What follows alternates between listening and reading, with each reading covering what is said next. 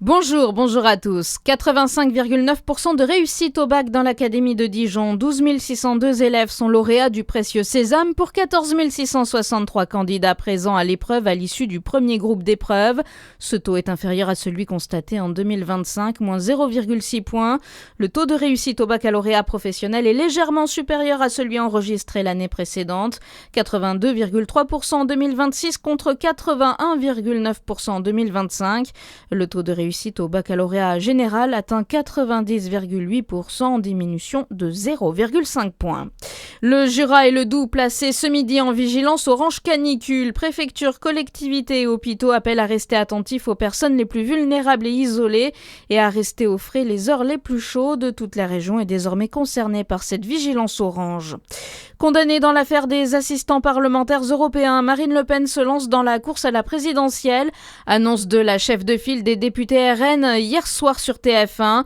Elle a écopé de 3 ans de prison, dont 1 an ferme sous bracelet électronique par la Cour d'appel de Paris pour détournement de fonds publics. Un dispositif en Saône-et-Loire pour protéger les données des communes. Il est encore en cours d'élaboration. Objectif: protéger les données de chaque commune au niveau du département. Une mesure qui passera par une mutualisation du stockage des données, de la cybersécurité. Un lynx a été mortellement percuté lundi dans le massif jurassien à la sortie de la cure. Une voiture l'aurait percuté à une vitesse très élevée. Une centaine de collisions mortelles sur le lynx boréal sont à dénombrer depuis 4 ans côté français. Un film de prévention sera présenté en avant-première le 9 octobre à Lons-le-Saunier.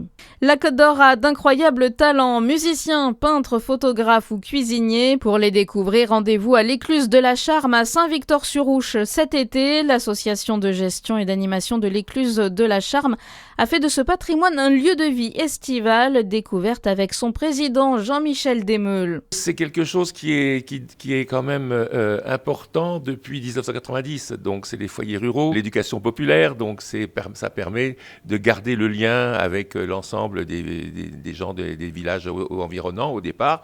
Et puis c'est de faire connaître tout ce qui est musique. Alors il y a des groupes tous les samedis soirs, des dîners-concerts, quelques vendredis soirs aussi. Donc on fait effectivement de la restauration, mais on fait des expositions, on fait des stages et on emmène les gens tous les dimanches en balade. Des propos recueillis par Charlie Chevasson. La trentaine de bénévoles vous accueille tous les jours de juillet et août.